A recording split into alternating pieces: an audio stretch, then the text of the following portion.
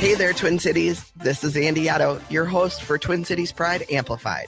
Join me as we dive into everything LGBTQIA+. From rights to culture, health, and events, we cover it all. Pride isn't just a June thing, it's year-round, and so is our show. Whether you're a part of the queer family or an ally, this is your space. Tune in to Twin Cities Pride Amplified every Saturday at 3 p.m. on AM 950, the progressive voice of Minnesota. Hi, this is Ken Hageland, host of Living Healthy and Aging Well, inviting you to listen to our live call-in talk show airing every Saturday from noon to 1, where we talk about your health and your life and provide insights you need to know to live and age well. Each week, we talk with guests who provide answers to important questions regarding healthcare, elder care, end-of-life care, and self-care for caregivers, and help you and your loved ones plan for the future and enjoy your highest quality of life today. Please join us every Saturday from noon to 1 on AM 950 for Living Healthy and Aging Well. Hey, Cudahy to all my friends and relatives in four directions. This is Robert Pilot of Native Roots Radio presents I'm Awake. I'm here to ask you for your support. Finding honest Native-centered news is not easy.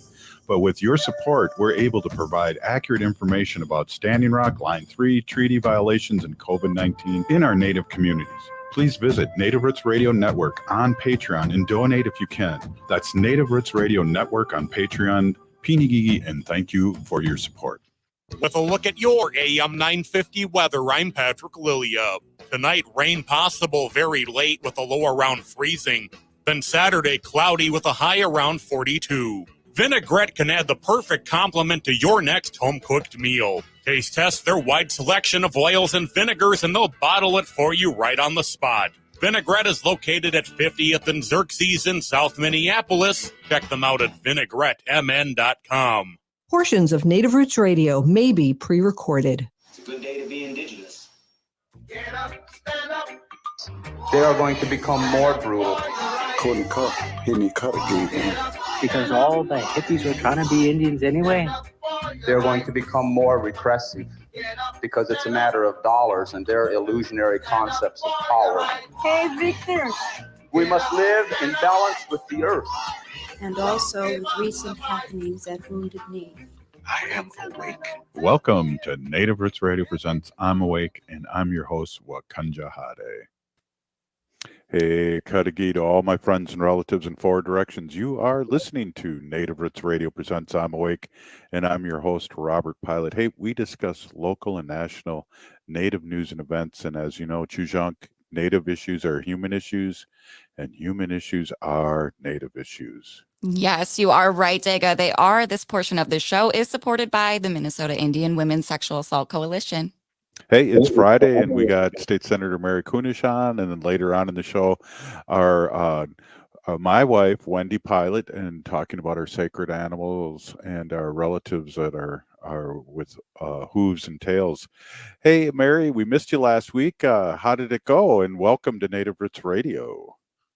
Thank you so much for bringing me on today again. Yes, I did miss last week. I took a day and went down to Atlanta, Georgia to join what we call the Quad Caucus. So at the state legislature, the national level, we have caucuses for the Hispanic legislators, the African American, the American Indian, and our Asian South Pacific. I am the chair of the National Council of American Indian Legislators. And so the Hispanic Caucus was holding their annual meeting and going through their priorities across the state. And they invited the other three of us to come down and address the Quad Caucus, the caucus for all the Hispanic folks, and answer questions about the priorities, the things that we're working on, and the things that affect our unique legislators. And so that's where I was down in Atlanta, Georgia, and just hanging out with a lot of really, really, really cool women. Yeah, that's awesome to collaborate in what's going on around Turtle Island with the other BIPOC people, and I just that must be exciting to see what people are doing, but also in one sense too show off what you're doing too. Yeah, it is very interesting to see the intersectionality of all of us, but also the issues that are really unique. And we are all from all over the United States. So Representative Laura Hall is from Alabama. She represents the National Black Caucus. Delegate Criselda Valderrama is the Asian South Pacific or Asian Pacific Caucus leader, and then Representative Angela Romero from Utah is the National Hispanic Caucus. And Representative Romero is the first Latina woman, first woman to be a minority leader in Utah. Wow. And there's a lot of things going on in Utah that I think we need to be paying attention, and a lot of it is around issues with oh gosh, it just went out of my mind. Equity and inclusion. Mhm. And so it was fascinating to hear from those folks and hear what they're working on. It's really cool. Yeah, and Utah is one of those states that we have to always keep an eye on, like you said, and it sounds like there's things happening there. And again, it's great for you to be able to go to these kind of meetings and see what other nations and states are doing. And we're glad to have you back on today. Thanks so much. I'm happy to be here. So I don't want to really get into this right now, but I know today, Friday, that you had Zoom, or what did you have go on? Yeah, so we had also this afternoon, we had an online forum to talk about the some of the issues that each one of us has focused on in the legislature. So I spoke about the violence against women, which, we've been working really hard on here in Minnesota to address the missing and murdered Indigenous women and the violence, the high levels of violence. So the seminar is called Pushing Policy, Women United for Legislative Change. And the webinar was aimed at shedding light on really critical issues that disproportionately affect minority women. So, maternal health and mortality. Our African American folks, the women, are 3 to 4 times more likely to die from pregnancy-related complications, which is just, compared to white women, which is just unacceptable. And so, those were the sort of things that we were talking about on this panel. And it's just been really fascinating to listen and learn from these other women as well. Again, here's more collaboration and how important that is now statewide too, so we all can support each other. And like you said, like the Women Caucus there, to be able to support what they're doing and also understanding what everyone's doing. I think that's always a really important to know and to be able to support, right? 100%. And Robert, you and I are that baby boomer generation that is probably the largest population, and we're all aging. And so there was a really robust discussion around caregiving and the role that women caregivers provide. We're likely to work part-time or leave the workforce altogether to accommodate those when we have to care for our children, care for loved ones, the elderly, and that has a huge financial impact on women. And then, of course, the other thing we talked about is wages. In 2020, women earned approximately 82 cents for every dollar earned by men. And so this gender gap is real, it exists, and we must continue to make efforts to make sure that that's not happening, that everybody has that equal pay and opportunity. Yeah, and I want to remind you too, because Wendy and I are going to be experiencing this, not only taking care of our older ones, but also our young ones, our grandchildren, and how important that is too, and how much of an economic strain it can be on families.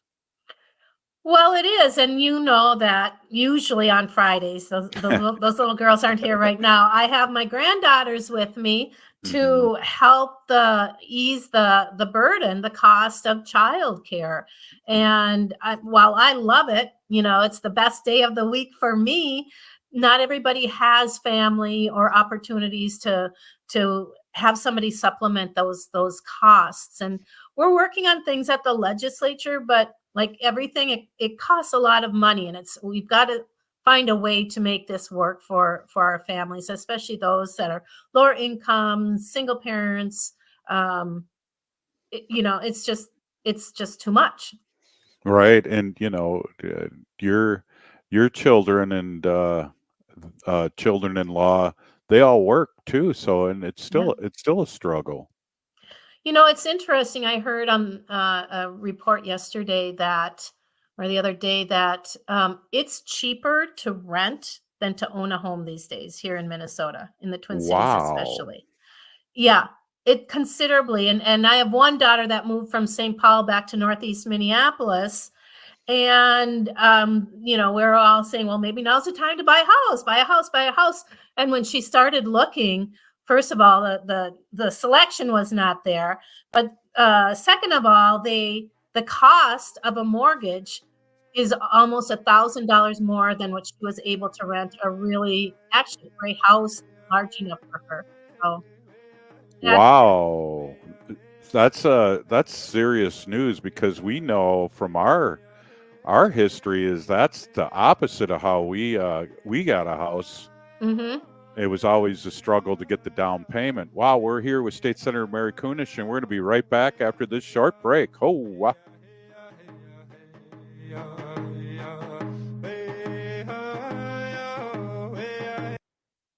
I heard sex trafficking happens a lot in Indian country. What is that? Here are some of the real reasons why sex trafficking happens in Indian country. Unequal gender roles that were forced on us by colonization. Communities don't have enough resources. Silence around domestic and sexual violence. Lack of attention and justice for missing and murdered Indigenous people. There's a lot of behavior that keeps our communities out of balance. These are just a few true reasons why Native communities are targeted by traffickers. When these acts of violence happen in our communities, it opens us all up for exploitation. Sponsored by the Minnesota Indian Women's Sexual Assault Coalition. The city of Minneapolis is now on Native Roots Radio with Minneapolis AIR. AIR stands for American Indian Relations. Guest host Christine McDonald talks to people about important things affecting the city's Native communities. Minneapolis AIR dives into topics like public safety, public health, elections, and so much more.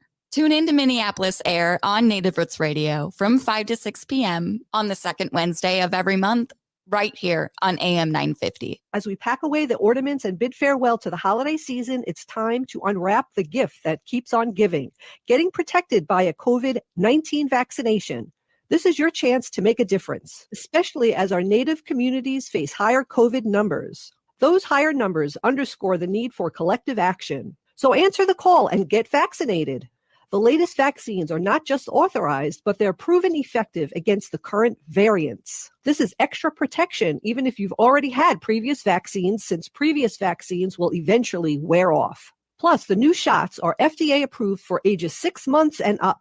A COVID vaccine is not just a shot. It's a pledge to safeguard the wisdom and stories handed down by our elders. So join the movement, get vaccinated, and make 2024 the healthiest year ever, securing a brighter future for our Native community. For more information, including details about clinics offering free vaccines, visit vaccines.gov.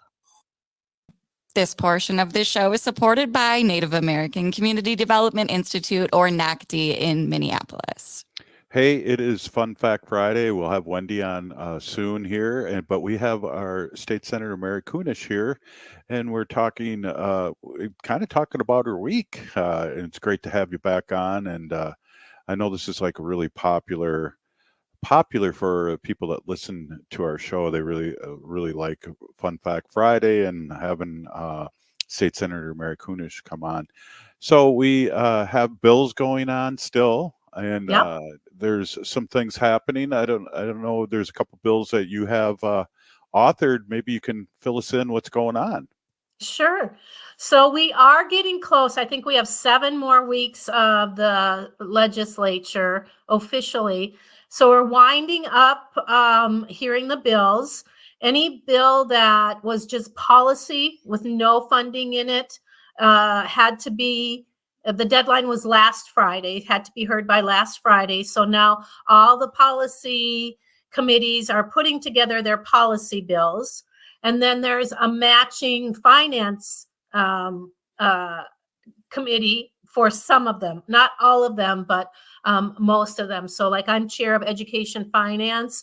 We did get our targets, which is like how much money we would have to spend on whatever committee we're in. So education, it's not anything compared to what we had last year. Last year was phenomenal. We had so much opportunity to invest in Minnesota across the state, not just in education, but housing and everything else. And so now I am hearing the last of our finance bills in the next week. And then within the next couple of weeks, we'll be putting together our finance bill where we can spend the dollars. The governor sent us over his budget was only around $2.something million, but we have to match that up with the House. So all 3 of those bodies have to be in agreement. So we'll be working on putting together our finance bill and presenting it to the legislature, and then we still have to go through conferences and finish up by the end of May. So we're moving right along for sure. Absolutely. And I know there's things happening, the state being a really big state, there's stuff happening up in the reservations Yep. up north, and maybe you can fill in and give some accurate information about what's going on with a couple bills that are being proposed. Yeah. So a couple weeks ago, I introduced a bill to return the White Earth State Forest to White Earth. It's 100% inside of the reservation. And so the White Earth is ready and willing and hopeful to carry the responsibility, the stewardship of of that forest. And so we have that bill. And then I introduced also for Red Lake a bill to return state-owned land. So this is really only state-owned land that is on Red Lake. And I think it's really important to recognize that all that state-owned land on Red Lake was originally part of the original treaty, and then the federal government sliced off that portion and took it away from that tribe. And I think it's important to know, and I'm hearing all kinds of misinformation or panic, and I understand these people. I mean, really and truly, I hear you and I'm listening to them and trying to be as empathetic as possible. And there's a big discussion about, will this land remove my rights to my home or my cabin? And the answer is no. Privately owned lands or homes will not be are not part of the return to the tribes. Only the state-owned lands will be returned to Upper Red Lake. And so, then there's this panic that Red Lake is going to close all the roads, which is the same thing that was said when we presented the bill for White Earth. And no, the roads will not be restricted or closed. And we heard that directly from the leadership of Red Lake, They put out a document that reiterated that. Of course, there so many people so worried about being able to hunt and fish on that land. And again, non-Indians will be able to obtain hunting permits through Red Lake to hunt on the tribe's off-reservation restored ceded lands when that happens. Non-Indians are still going to be able to obtain permits to fish the small lakes around the Red Lake Reservation, and they're going to be free to use a portion of Upper Red Lake that's currently available for fishing and other uses. And it's the same with any of the recreational opportunities that have been going on all this time. And so, there's a big panic. I can understand. Imagine the panic when the tribes lost all of those sovereign rights, and now we're seeing it coming from the other folks. But it's just really important to know that this isn't done in a vicious way. And I know there are conversations, things being said back and forth. And like I told you earlier, it really hurts my heart to hear this and see this. And I wish people would not do that. So often when I have conversations with non-Native folks up there and they start rattling off all this stuff that they're hearing, and I say, have you spoken with the tribes? Have you gone to the tribes and heard from them directly? And not one person has said that they have. And perhaps that's intimidating or they don't know who to contact or they're nervous about it. But I think these conversations really have to be done. And I think one thing that's really kind of broken my heart is that this is the animosity is happening between kids as well. So it's not just the adults, the children, the youth are listening. Kids that have played on sports teams together, played together, lived next door to each other, hunted and fished together, are now looking at each other like, are you going to take my house? Are you going to shut down my store? And that's just not the case. Right. I think what we deal with now, not only is rumors, but a lot of misinformation and people trying to stir the pot up, because the way you explained it, it's very simple. It's a government land given back. It's not private land. Those two things make total sense to me as you put it in simple terms like that. But with all these innuendos and people stirring up the pot and people not listening to each other or not asking the right questions each other, we can get into this. So I'm really glad that you're here straightening that out and bringing the truth, because that's really important. What we've always tried to do here is really speak from the truth perspective and try and stay away from rumors. So I appreciate that. Yeah, it's I just always wonder why people jump to the worst conclusions immediately and don't reach out. I know there are people that are stoking the fires up there and want to create that that conflict for whatever reason. But we're going to do the best we can. And I also want to share that this isn't going to happen overnight. This isn't going to happen next week or by the end of session. There's still a lot of work that needs to be done, both with the White Earth land return and Red Lake. There's work that has to be done through the DNR. There's work that will probably have to be done through the federal government. In a way, this starts the conversation. It doesn't end the conversation. And so I'm hoping that people will just step back for a minute, take a breath, start talking to each other in a good way, and have those assurances and the reality of not much should change by returning these lands. And these are the state-owned lands. They're not the private lands. They're not those other pieces of land.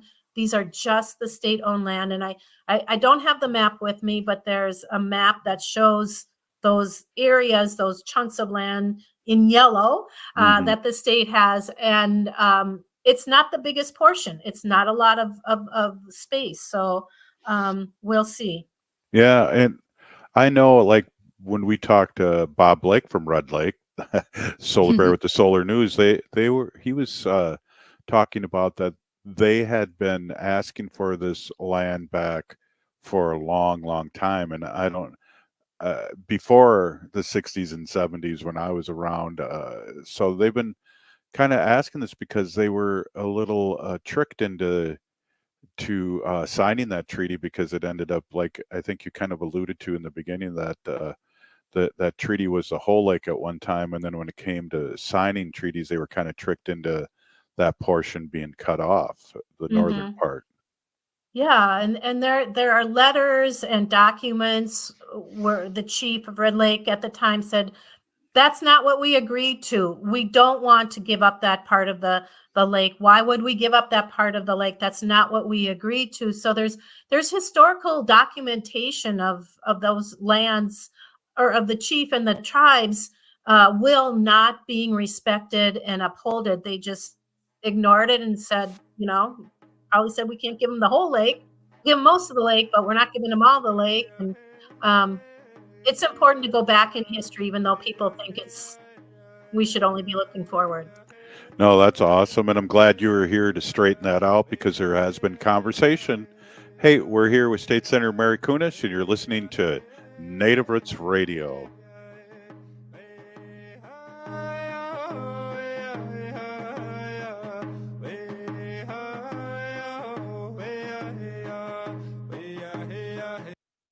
Minnesota has the only original wolf population in the continental United States. And 80% of Minnesotans believe the wolf should be protected. Howling for Wolves is asking Minnesotans to respect our true wildlife manager, the wolf. Their survival is critical to our ecosystems, our communities, and even our economy. As highly intelligent animals with strong social bonds, Minnesota wolves deserve to be protected and admired. Learn more at howlingforwolves.org. Let's live and let howl.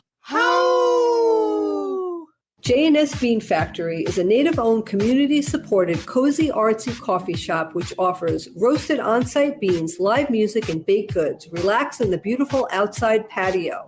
City Pages writes, voted top 10 coffee shops. Tucked into a quiet corner of St. Paul's Highland Park neighborhood, this coffee shop roasts beans on-site from the best coffee-growing countries in the world. Located at 1518 Randolph Avenue, St. Paul. The good stuff.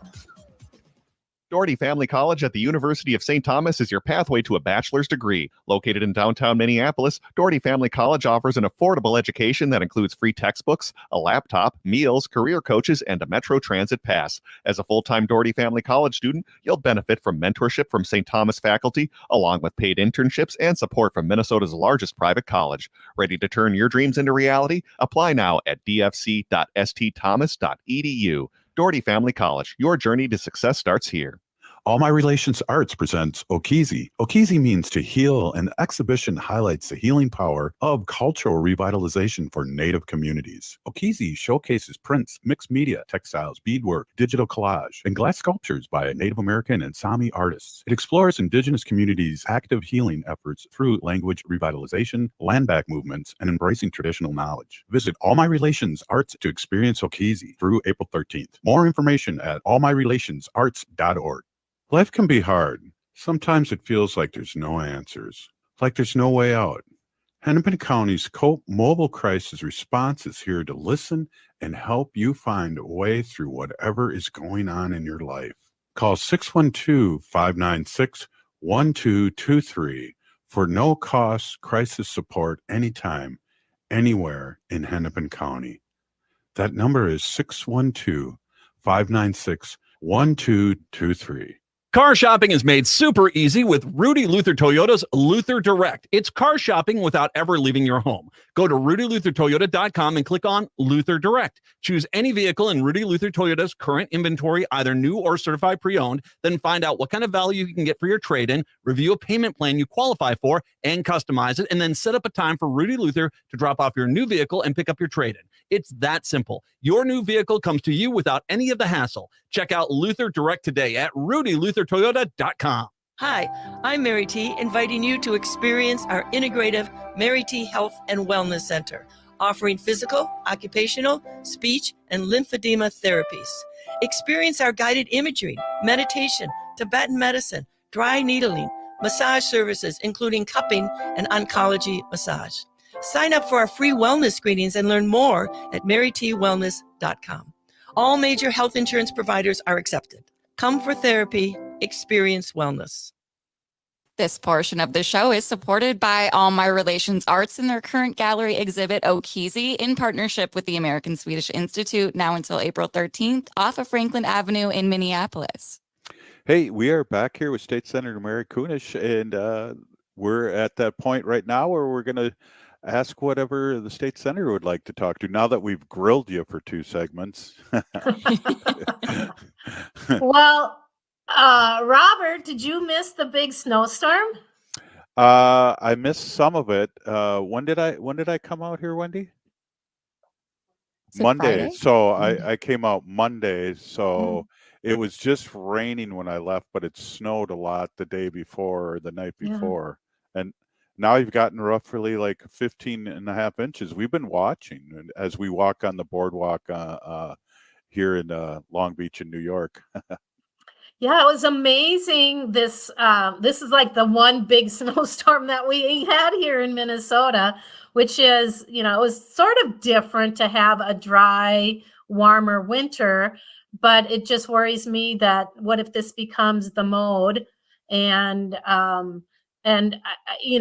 we have to start thinking about how we are going to plant differently, look at how we're going to be caring for the environment differently with this warmth. I was talking with this young man who honestly, he seems brilliant to me, from the University of Minnesota. And every state has school trust lands that the federal government endowed to the state at statehood, and the premise was to use those lands to generate income to educate students. So in Minnesota, we have timber, we have mining, we have water, we have different plots of land all over that's supposed to be generating dollars for to help pay for education. And a lot of the school trust lands here in Minnesota apparently are timber.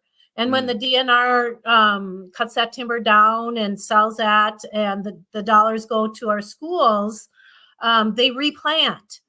But now this young man, pointed out, like, we have to start thinking about using different timber when we're replanting our forests for school trust lands, because we're going to need, instead of the kind that are really, can grow in really cold weather, we're going to have warm weather trees that we're planting. And I hadn't thought about that, but it's just sort of bizarre. But thank heavens it snowed and it rained, because we were in a serious drought. Well, we kind of are the last 3 years, and we had all that snow last year, a record amount of snow, but then the summer there was no rain. And I always walk by the river, the Mississippi River, to see how high it is, and it's low, and it's been low for 3 years, other than the outburst of a big snowstorm, which a lot of time doesn't soak into the ground. It kind of runs off into the river. And so it's concerning. I think about when I'm walking and seeing how low it is, that maybe we should already have like a water your grass kind of thing, where we're not people aren't watering their lawns every day because of the drought, because we don't have that much extra water per se, like coming down the river, here in Minnesota. Yeah. I think we are going to have to really take a pause and look at what's happening, and really kind of rethink how we're going to do this. And I talk about the school trust lands, of course, because they're part of my jurisdiction under education finance. And we're going to be hopefully creating a task force that's looking at how we are investing the dollars and how we're using those lands the best way to generate more money, because after 200 years, it's not that much per pupil. It's only like $70 per kid. And so this is a project that I'd like to start working on at at the state legislature, and make sure that we are using those lands in the best way, but the most profitable way. I hate to say profit off the land, but Right. that's Well, sometimes you do that. one of the things too, because just a couple weeks ago it was 70 degrees and Mhm. the trees were ready to be sapped, and I know people up north that won't do it because they want the trees to heal after this droughty winter. So again, Mm. are we going to have another season of tapping now that we've had cold weather finally in Minnesota and all this snow? I Mhm. don't know. I don't know either. Yeah. Yeah. So those are things that smarter people than me need to wonder and think about and kind of look forward to, because I was kind of surprised about that, but I'm also like, really in touch with, wow, this weather is really, really different than, just 50 years ago when I was a kid. I mean, Yeah.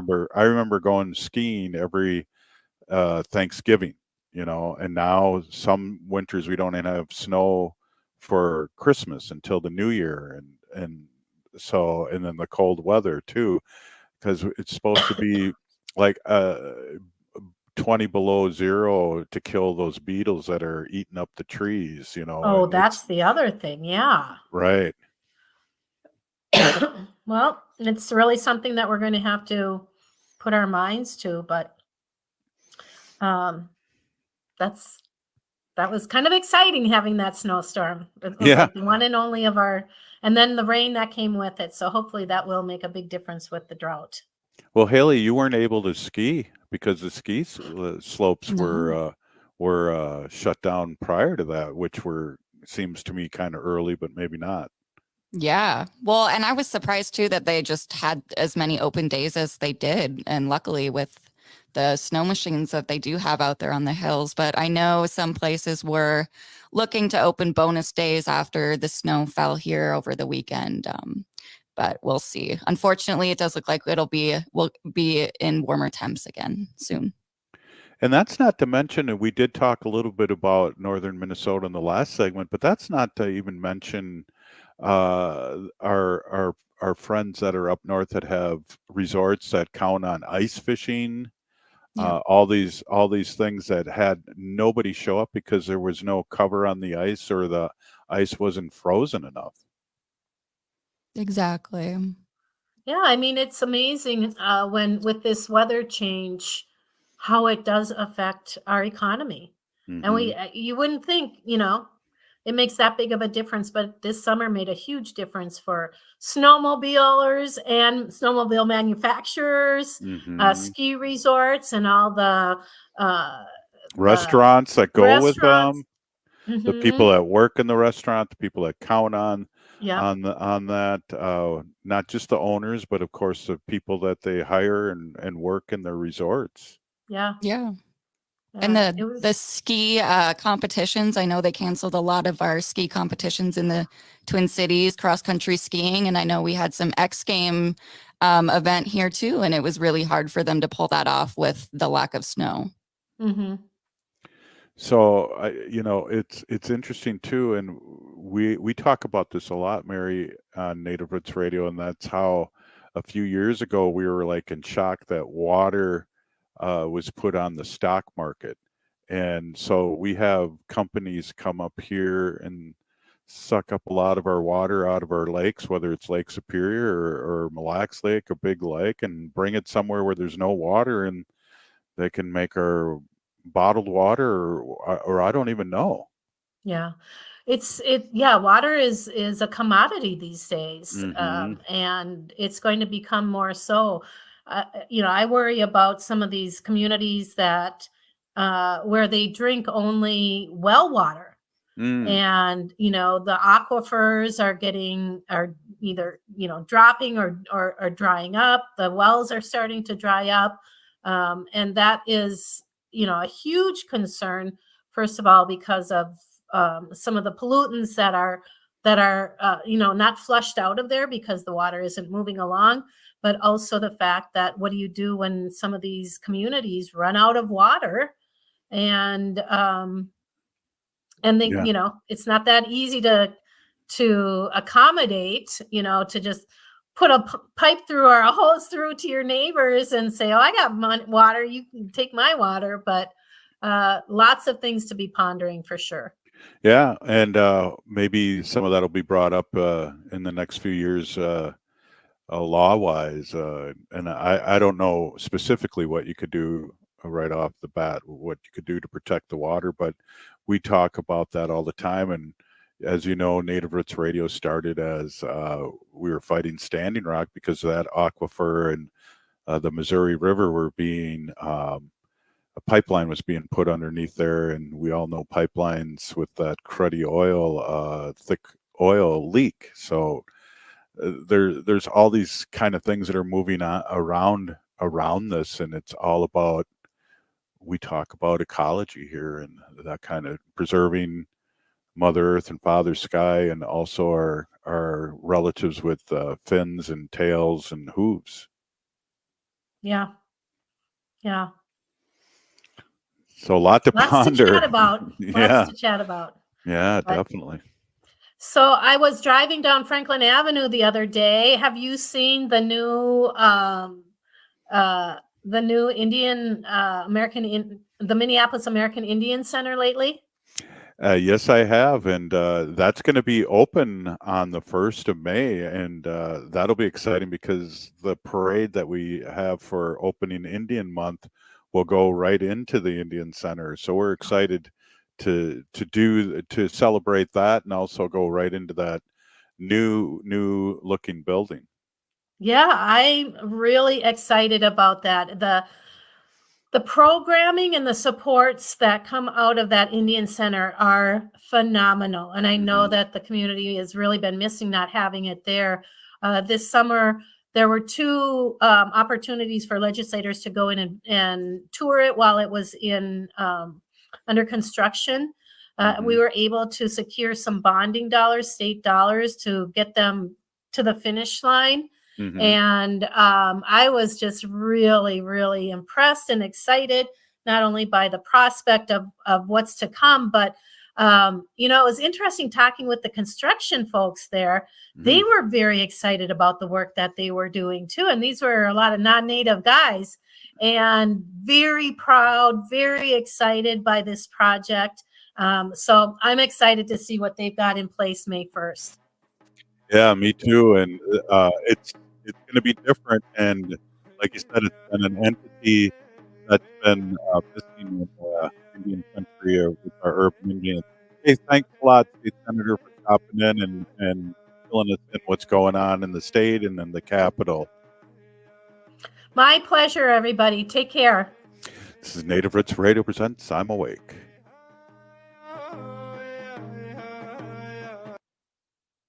The city of Minneapolis is now on Native Roots Radio with Minneapolis AIR. AIR stands for American Indian Relations. Guest host Christine McDonald talks to people about important things affecting the city's Native communities. Minneapolis AIR dives into topics like public safety, public health, elections, and so much more.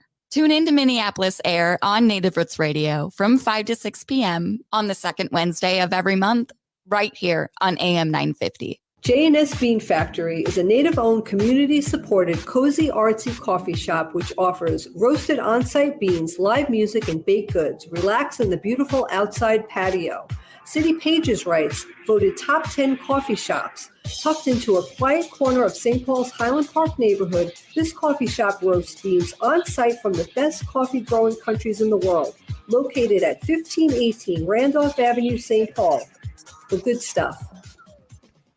Hey, if you're like a lot of people, you're probably relieved that the holiday celebrations are over. But there's one thing that might stay with us from the holidays besides all those gifts, and that's COVID-19. Numbers from COVID are going up as we spend more time inside. And Native Americans are seeing even bigger case spikes. With all the indoor celebrations over the holidays, you may have unknowingly been exposed to someone with COVID-19. That's why it's important to stay vigilant. If you notice any symptoms like a fever, a tickle in the throat, or heavy fatigue, take an at-home test.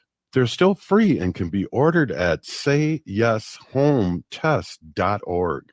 If you do test positive, you're eligible for free treatment, and no health insurance is required. Visit health.state.mn.us to connect with providers and receive your treatment.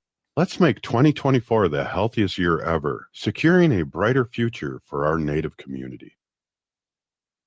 This portion of the show is supported by Howling for Wolves, protecting wolves for future generations.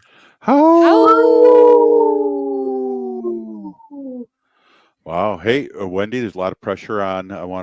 We've had a great show so far. I want to introduce my awesome, beautiful wife, Wendy. Wendy's been an animal advocate for many years and co-founder and starting Native Roots Radio over 7 years ago. And I've learned so much over the years with your segments. And tell everyone where you're at and welcome.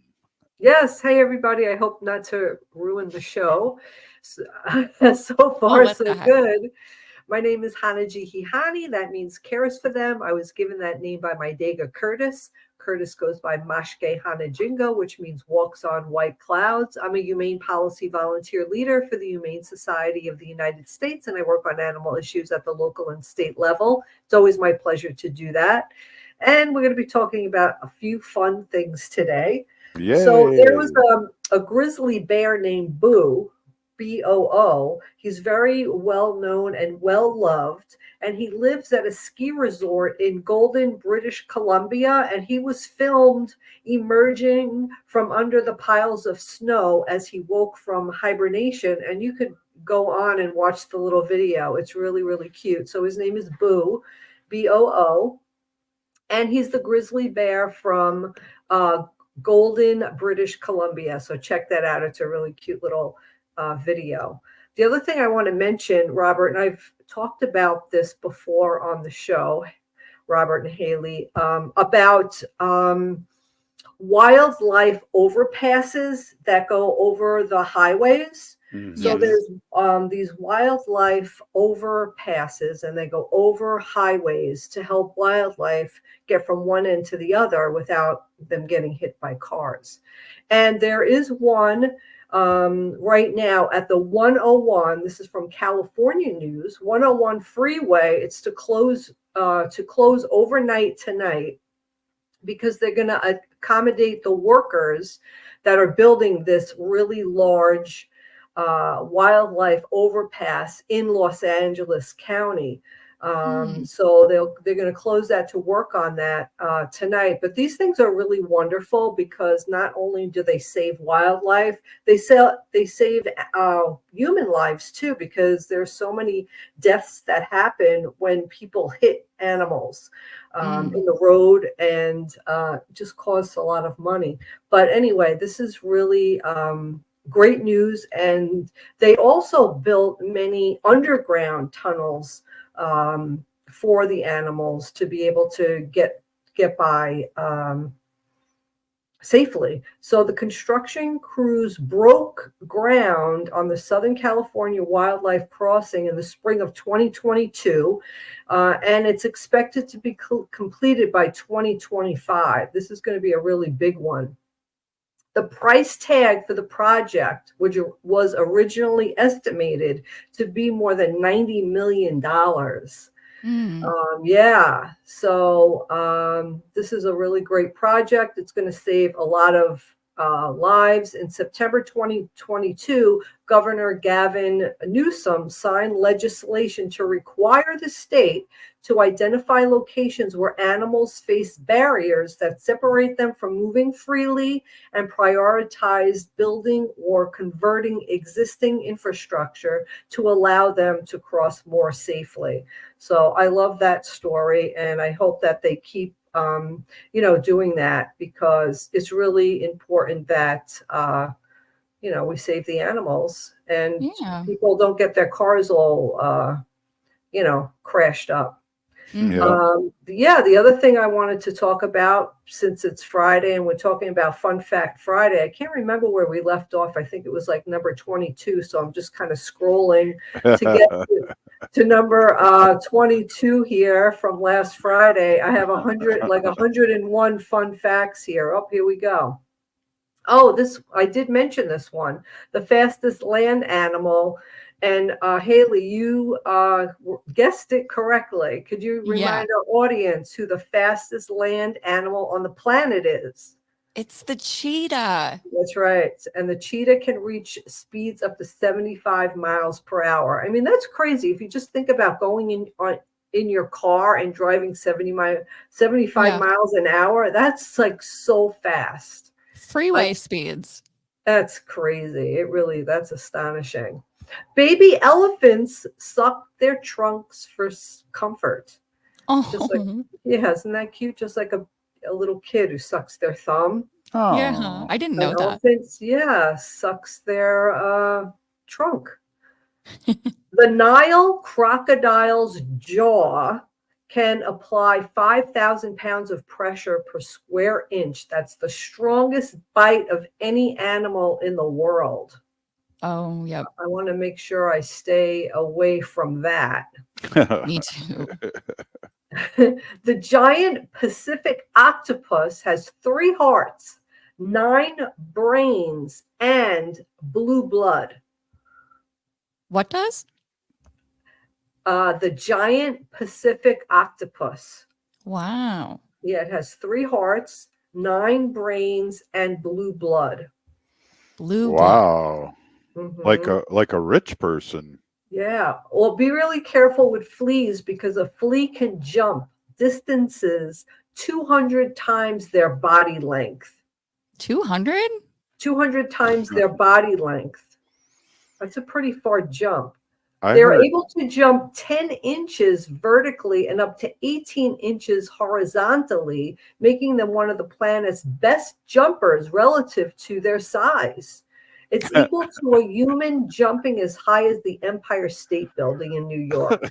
Whoa. That's crazy. That's a flea. Yeah, that is pretty wild. I know. Well, Wanda, it's coming this time of the season here in the spring where we don't want her to get fleas or heartworm from Or mosquitoes. ticks. Yeah. Anything. Yeah, I just had my dog at the vet this morning, actually. Did you? And they were really talking and pushing all the flea and the spring tick stuff. And I know. I have. Listen, I put it on my dog. I give her the heartworm pills, but it always kind of gives me a little anxiety just because I'm like, oh my God, this is like poison that I'm giving my dog. And I've gone back and forth with so many friends and I don't know, just talking about it. But anyway, there's a lot of natural remedies out there too. If that's what you want to go for, that's great.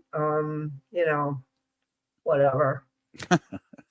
The male seahorse goes through pregnancy and gives birth to babies. Yes. They're the only animal on earth where the male carries the baby rather than the female, and that's the male seahorse. Mm-hmm. Yeah, that's pretty cool. It is pretty cool. We kind of knew that. And I've talked about this before, but this is number 29. And this seems to come up on all my fun facts. The puffer fish, we talked about that, contains toxins. And it's 12 times more deadly than cyanide to humans. And there is enough toxin in one puffer fish to kill 30 adult humans. And there is no known antidote. However, dolphins, bottlenose dolphins, have been known to play around with these puffer fish because they're immune to this toxin, and instead of dying from it, they get high. And No way. Dolphins can play around with the puffer fish and take in this toxin and get high. Wow. Wow. I just like hearing you say puffer fish. Puffer fish, yeah. Thank you. I know. Well, they could kill us, but Oh, the 30 of dolphins us. the dolphins get high. Yeah. Oh, we got 1 minute left here. Let's see if I could pick out a howler monkey is the loudest land animal. Its call can be heard from 3 miles away. A howler monkey. How? Yeah, there's a lot of different species of monkeys and different kinds of animals like that in the world. So Yeah, Greenland sharks are the longest living vertebrates on Earth, with one individual thought to be over 400 years old, and that's the Greenland sharks. Wow, Wendy, Yeah. Thanks a lot for these fun facts. And wow, that really flew. Yeah, everybody have a great weekend.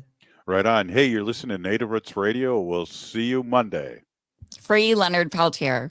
Now. No.